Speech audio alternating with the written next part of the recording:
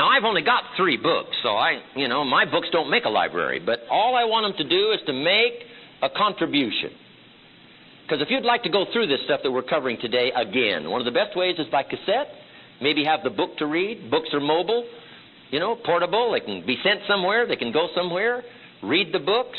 You got to read the books. Here's a good phrase to take home. What you don't read won't help. The book you miss might cost you a fortune. You say, well, how much is it? Well, it isn't what it costs. It's what it costs if you don't have it. That's the big cost. So never begrudge the money you spend on your own personal education. Here's what Mr. Shoaff taught me. Good phrase to take home. Formal education gets you a job. Self-education gets you rich. Formal education make you a living. Self-education, what? Make you a fortune. And that's what all the stuff I've got is for. Just take a look. Take home whatever will serve you well. Wonderful. Now, here's what else. Somebody says, Mr. Rohn, I don't read well. Take this phrase home. You've got to change that. You can't go through with that kind of a handicap the rest of your life not being able to read well. There's too many classes you can take to speed up your reading. Get through more books. Retain more of what you do read. Do not limp along with a mental handicap of not being able to get through the books and get through the periodicals and get through the magazines and get through the stuff that can help to change your life. Never begrudge the money you spend on personal education, because that's where the miracle is. It's called the miracle of the mind. Incredible. Okay, now I've got to give you number 2. I've spent enough time on number 1. In fact, I got too carried away here. Philosophy. The first major piece of the 5 major pieces. Let me just start now on the second, and then we're going to take a little stretch break here. Everybody that's okay, say, I'm okay. All right. I like this crowd. I'll take you with me as my traveling crowd. How many have 3 pages of notes already? Wonderful. My gosh, you're working as hard as I am. I appreciate that. Appreciate it. Okay, the first major piece we talked about was philosophy. We're affected by what we know and the decisions we make. Here's the second major piece. Attitude. We're affected by how we feel. 1's what we know, 2 is how we feel. The emotional part. Now, for life change, we don't start with the emotional part. We don't start with motivation to change people's lives. I know some people say, well, Mr. Rohn, by now I expected a lot of motivation here. We should be standing on the chairs waving flags. No. No, that won't do it. Somebody say, just motivate this guy. He'll be all right. Just turn him on, motivate him. Well, probably not. If a guy's an idiot, you motivate him. Now you got a motivated idiot. I'm telling you, it won't be all right. Key phrase for your notes. Life change does not start with inspiration. Life change does not start with inspiration. Life change starts with education. When I first met my teacher, he did not inspire me. Here was his first task when he first met me, to find out what was wrong. And the first part of his education was what? Simple. You have messed up. Pennies in your pocket after 6 years. Something is wrong. Now, you don't have to change countries.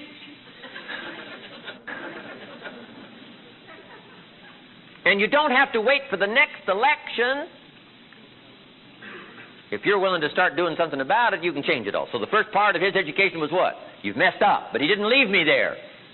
He said, now, here's the second part of your education. How to change it all, if you're interested. Now, some people aren't interested. I understand that. But I would assume that most of them are not here. You shelled out your cash, time, and money to be here. I would assume you're interested. So you qualify. For those that are interested, I'm telling you, you can change the whole next 6 years of your life if you're interested. You can change your income. You can change your future. Why? Anybody that wants to can set a better sail, regardless of the wind that blows. So life change starts with education, not inspiration. But now it is important how we feel. The attitude part is important. Let me give you now the short list. just before our stretch break. The short list on how you feel. There's a long list. In our leadership weekend, we get into it all. How you feel about the government, how you feel about taxes.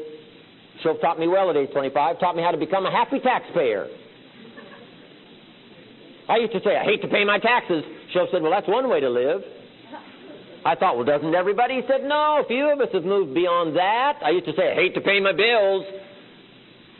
Shoaff said, you hate to reduce your liabilities and increase your assets? And I said, well, that's a different way of looking at it. He had me looking at things in a whole different manner. I used to say it costs too much. Shoaff said, no, let's face the real problem, Mr. Rohn. You can't afford it. I thought, whoa.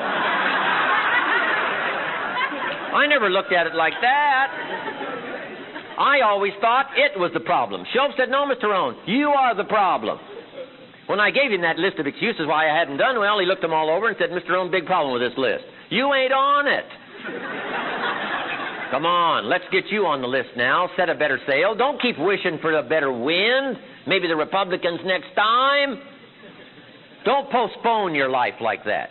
Get you some new books, get you some new information, start listening to the cassettes, watching A Voice of Value, and see if you can't pick up some ideas to start the change immediately. And the next 6 years could work a miracle for you like it did for me that 6 years. Okay, but attitude is important. Now, here's the short list on how you feel. Number 1, it's how you feel about the past. You've got to have a good, healthy attitude about the past. And here's the best advice I can give you on that. Treat the past as a school. Let it teach you. Maybe a harsh school, tough school. What else is new? We've all been through some tough stuff. Some tougher than others, I understand that. But here's what I want you to use the past for. A schoolmaster. A schooling. Don't let the past beat you, carry it around like a burden. Don't let the past become a club, beat yourself over the head with past mistakes, past faults, past failures. Shoaff said to me, what? The last 6 years, Mr. Rohn, you've messed up. Now let's use that as a school to teach us how to turn it all around. So that's the attitude about the past. Reach into the past for what? Experience. One of the miracles humans can perform. Dogs can't do it, alligators can't do it, spiders can't do it, but humans can. Reach into the past for something valuable called experience. Now here's number 2. It's how you feel about the future. The future is called the promise. Here's what we learn in Leadership Weekend. The promise of the future is an awesome force. That's why I reach into the future, try to perform that miracle to help kids see what? The promise. To help kids see the promise, using the best words I can, the best part of my heart and soul I possibly can, to get them to see it's possible to become financially independent and healthy and powerful and unique, and sophisticated and cultured and refined, influential. What a promise. We've got to get better, parents, at helping our kids see the promise of the future. And here's why. For every promise, there's a price. You've got to add that note. For every promise, there's a price.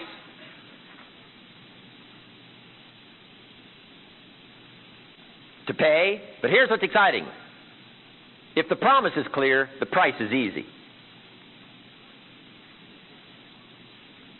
But if the promise is not clear, the price is usually too difficult. If we can get our kids to see, I'm telling you, they will pay.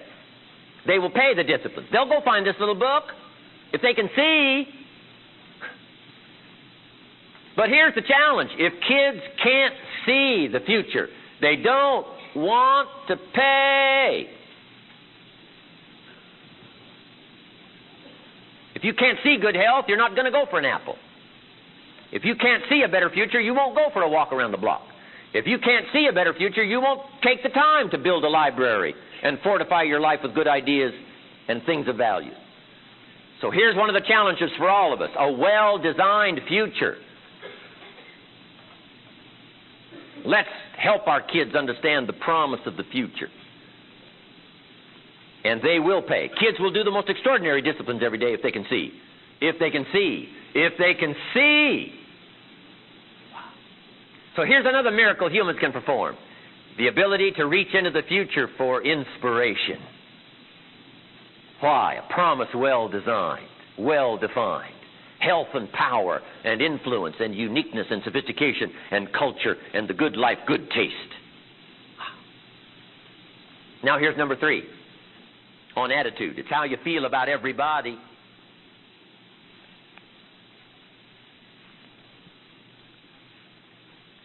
We've got to have a good feeling about everybody.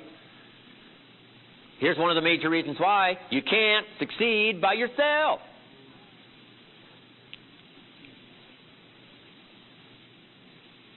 It's hard to find a rich hermit. I mean, you can't succeed by yourself. We all what? Need each other. Key phrase to take home. Each of us need all of us. One person doesn't make a market. One person doesn't make a country. One person doesn't make a symphony orchestra, music that will make the spirit soar. One person doesn't make a family. One person doesn't make a community. One person doesn't make an economy. Give us a chance for riches and wealth for all of us. But here's what's exciting. Each of us have available, all of us, to make a contribution to each of us so that each of us can become as wealthy as we want and as healthy as we want because we've got all these ideas that have been brought here from all the rest of the countries of the world. No country in existence for the last 6,500 years has had so many gifts brought in a 200-year period like America the last 200 years. People have come from where? All over the world. They've brought their gifts to America. The gift of language, and the gift of politics, and the gift of the Constitution, and the gift of liberty and freedom, and the gift of religious liberty, and the gift of the freedom of the press, and the gift of language, the gift of the diversity of ethnic streams have flowed into America, unprecedented in the last 6,500 years. There's been nothing like it in history. So much brought from all the other countries and deposited in one country called America. There's been nothing like it. It's called the miracle of America. The gift of medicine, the gift of inventions, the gift of uniqueness. All of the stuff that's been brought here, and what? All of the stuff that's been brought here is available to each of us. To each of us. And if you've got some warped attitude about all that, I'm telling you, you'll miss it all. You'll have to wind up with ashes. You'll have to wind up with trinkets. You'll have to wind up with pennies. What I'm asking you to do is learn to appreciate all that's been brought here and reach out and touch it. Somebody spent a lifetime from some other country writing a book, and the guy won't even pick up a free library card and go get it and check it out and let it affect his life. Gifts brought here that you ignore. Gifts brought here that you say, ho-hum, when's the next happy hour? I'm telling you, it'll leave you in the dust and the shadows. Learn to appreciate all that's been brought to us. Gifts brought to America, unprecedented. And your attitude about that goes a long way in helping to change your life and your life structure equities for the future. Now here's the last one. It's how you feel about yourself.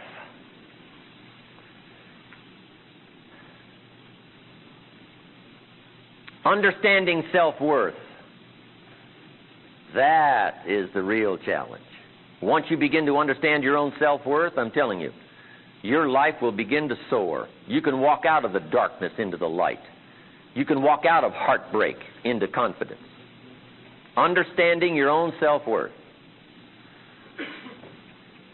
Here's a good phrase to take home. Each of us must understand how valuable all of us are.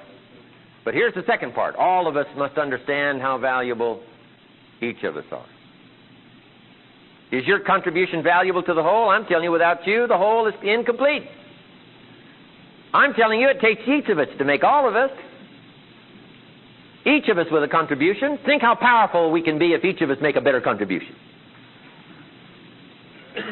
In fact, John Kennedy said it best. Surely it's the cry of the new Democratic Party. John Kennedy's ancient words. And he said what? Ask for everything and see what you wind up with. No.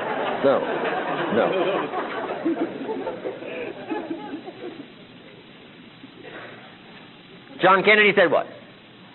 Ask not what your country can do for you, but ask what? What you can do for your country. I'm asking you to consider yourself valuable enough to make an important contribution to all of us. You make an important contribution to all of us. And then in return, you get to draw from all of us and the gifts that we bring to each of us. That is the power. And if you walk away from here today with that new refined attitude, I'm telling you, you can have whatever you want. You can have the health you want. You can have the income you want. You can have the future you want. Your relationship with your family will start to improve immediately. All you got to do is take it serious and do not neglect Like an apple a day, do not neglect. Like a new book of your new library, do not neglect. An entry in your journal, do not neglect. Don't get lazy in learning. Learning is the beginning of wealth. Learning is the beginning of health. Learning is the beginning of ecstasy and joy and pleasure and lifestyle and all the treasures that are available for the human family. I'm asking you, start a whole new process today. You'll be happy that you did. Your life will change dramatically. And then what I want back, just as a favor from you to me, let me know about it. I like to get the letters. You cannot believe the letters I've got in my files from teenagers and business executives now all over the world. Some of them have to be translated from other languages where I go. Do seminars like this today. I want that to be part of your story and your experience. That's why I came by, to make this kind of investment. I don't need to work this hard, except for that. I could be riding my motorcycle on the Jeep trails today. Right? I don't need to work this hard, but I do need the experience because I want the return. I want this to affect your bank account today. I'm asking you not just to take notes. If you'll go home and work on this stuff, I'm telling you it'll change your life and your future, and that's why I'm here. I want it to happen for you like it happened for me. Okay, when we come back from our stretch, I've got the miracle piece now of the 5 major pieces, the piece that works miracles. All right, let's just get started here now and finish up number 2 on attitude. What shapes our attitude? Let's cover those notes. What shapes our attitude?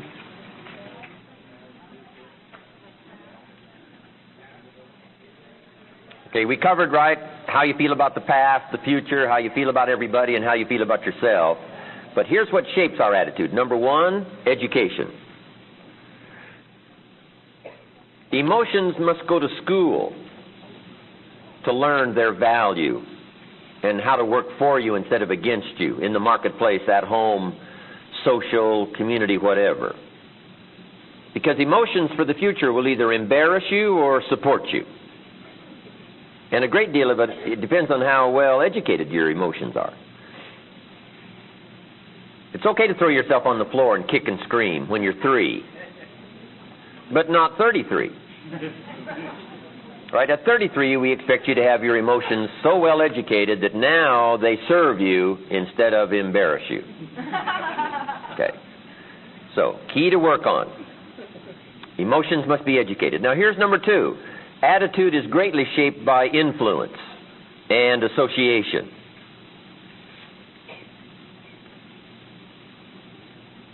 A good phrase my teacher gave me age 25. Here's what he said. Never mistake the power of influence. 2 words describe influence. Number 1, powerful. Number 2, subtle. Influences sometimes can be very subtle.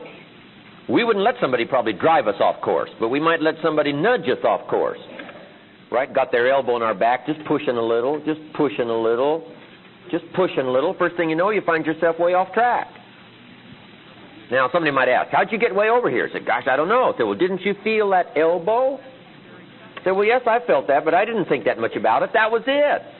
That was it. Just pushing a little every day, pushing a little.